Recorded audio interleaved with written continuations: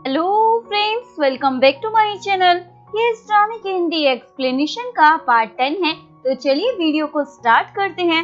Euro के parents Jiang को मिलने के लिए बुलाते हैं और पूछते हैं तुमने यूरो को फूल भेजे, इसका मतलब क्या तुम उसे डेट कर रहे हो? जियांग बोलता है ऐसा आपको किसने कहा? पेरेंट्स बताते हैं यूरो ने। जियांग शॉक हो जाता है और ऑफिस पहुंचता है। शैंग उससे पूछता है तुमसे जरा भी सब्र नहीं हुआ? अभी तो तुम्हारा याइन से ब्रेकअप हुआ था, इतनी जल्दी तुम यूरो के साथ डेट पर जा रहे हो? जियांग बताता है यूरो ने मुझे खुद डिनर पर इनवाइट किया है, मैं उसके साथ डेट पर नहीं जा रहा। जियांग रेस्टोरेंट पहुंचता है जहां यूरो ने उसे डिनर के लिए इनवाइट किया था। जियांग पूछता है तुमने अपने पेरेंट्स को झूठ क्यों कहा मैं तुम्हें डेट कर रहा हूँ? आई थिंक मैंने तुम्हें साफ शब्दों में क्लियर कर दिया था। यूरो बहाना बना देती है और बोलती है मैं पेरेंट्स को क्लियर कर दूंगी मौका देकर। जियांग ओके बोल देता है और पूछता है तुमने याइन को जाकर ये क्यों कहा कि हम डिनर पर जा रहे हैं? यूरो बोलती है सॉरी, गलती से मुंह से निकल गया। अब ऐसे जवाब सुनकर जियांग भला क्या कह पाता।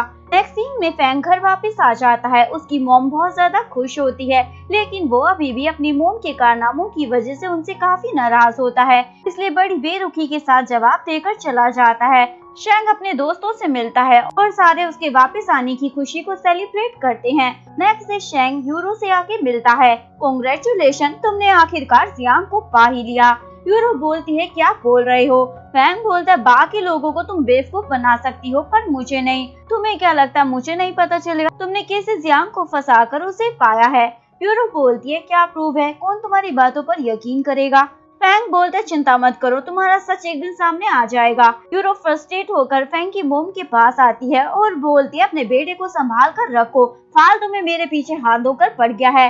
चीफ एग्जीक्यूटिव बोलती है तुम्हारा मामला है, तुम ही सुलझाओ, मैं इसमें कुछ नहीं कर सकती। इतना काफी नहीं था कि क्वाना भी यूरो को बोल देती है चाहे तुम जियांग और याइन को अलग करने की कितनी भी कोशिश क्यों ना कर लो, याइन कभी भी जियांग पर गिव अप नहीं करेगी। ये सुनने के बाद यूरो घर आकर फिर से मम्मी का ड्रामा करने लग जाती है और अपने पेरेंट्स को बोलती है याइन मेरे बॉयफ्रेंड को छीनना चाहती है।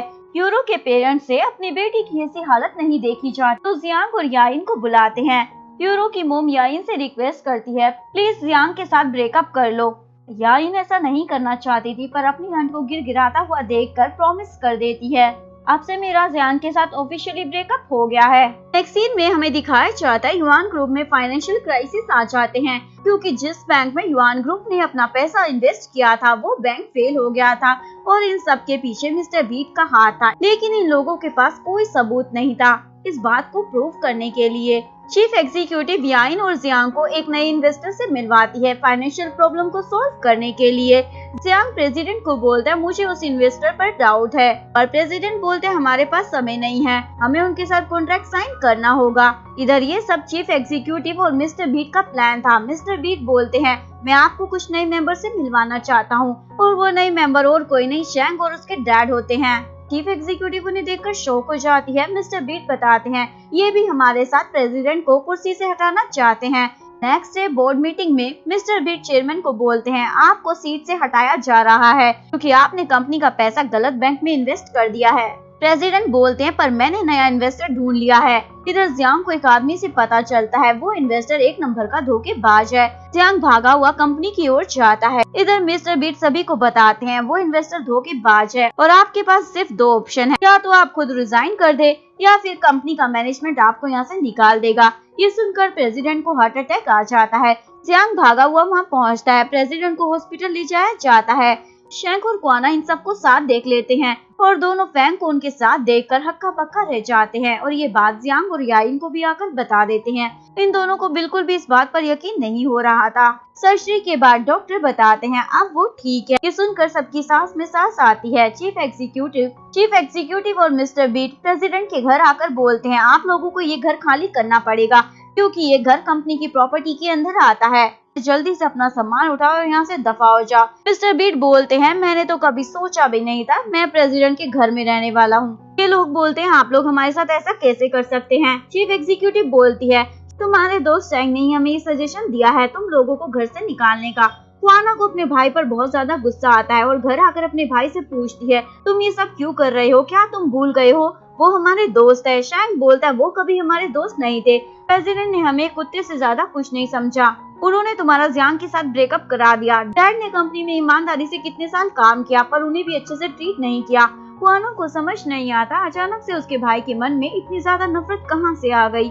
प्रेसिडेंट का घर छोड़कर जियांग अपने स्टूडियो में रहने लग जाता है और याइन अपनी आंट के घर रहने लग जाती है। इसके बाद सभी युआन ग्रुप से जॉब भी छोड़कर जा रहे थे। चीफ एग्जीक्यूटिव उन्हें रोकने की कोशिश करती है पर सब चले जाते हैं और जियांग के स्टूडियो में आकर काम करने लग जाते हैं। यूरो जियांग से आकर बोलती है मैं भी तुम्हारे स्टूडियो में काम करना चाहती हूँ। जियांग बोलता है पर मैं तुम्हें सैलरी पे नहीं कर पाऊंगा। तो वो बोलती है मैं बस तुम्हारे साथ रहना चाहती हूँ, मुझे उससे ज्यादा कुछ नहीं चाहिए।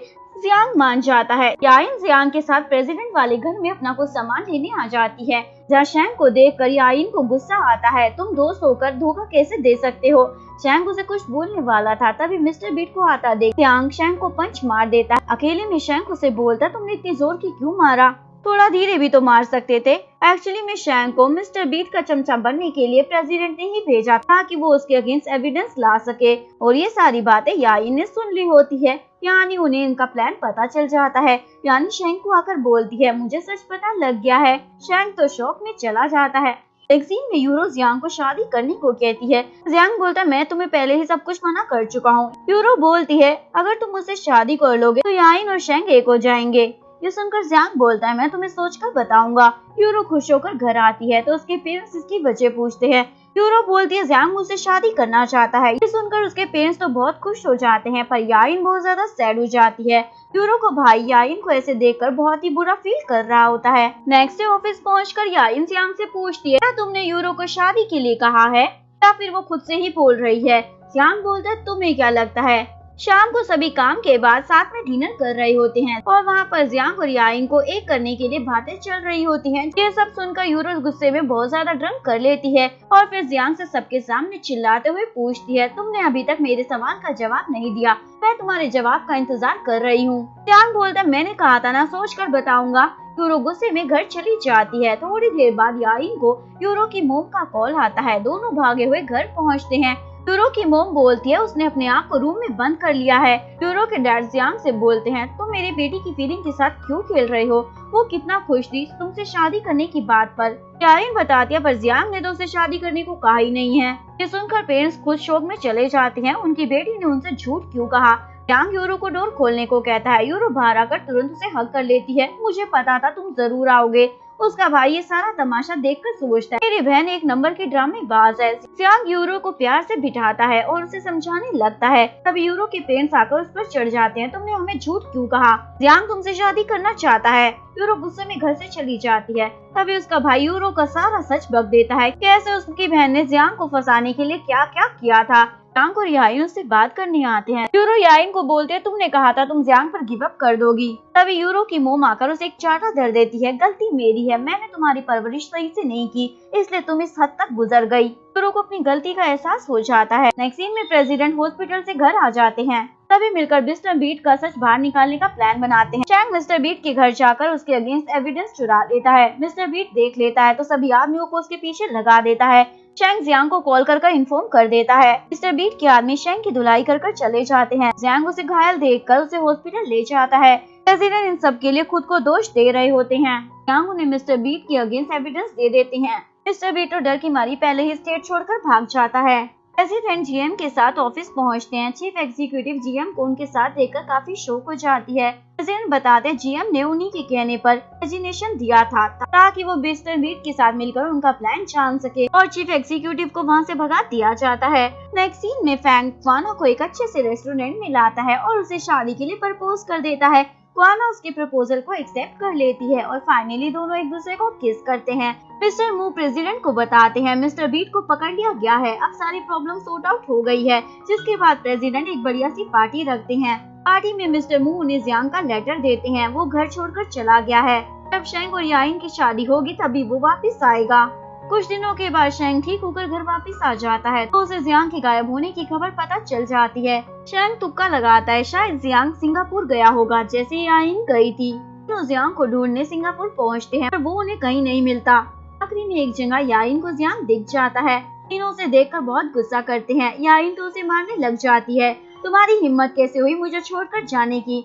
यांग उसे सॉरी बोलता है, अब छोड़कर नहीं जाऊंगा, यानी उसने इस बार अपनी फीलिंग को एक्सेप्ट कर लिया था और फाइनली ये दोनों एक दूसरे से शादी कर लेते हैं। अगर आपको वीडियो अच्छी लगी हो प्लीज वीडियो को लाइक करें, चैनल को सब्सक्राइब करें, न्यू अपडेट्स के लिए बेल आइकन का बटन प्रेस करें। मिलते हैं नेक्स्ट वीडियो के साथ, तब तक के लिए सारांगे, बाय बाय।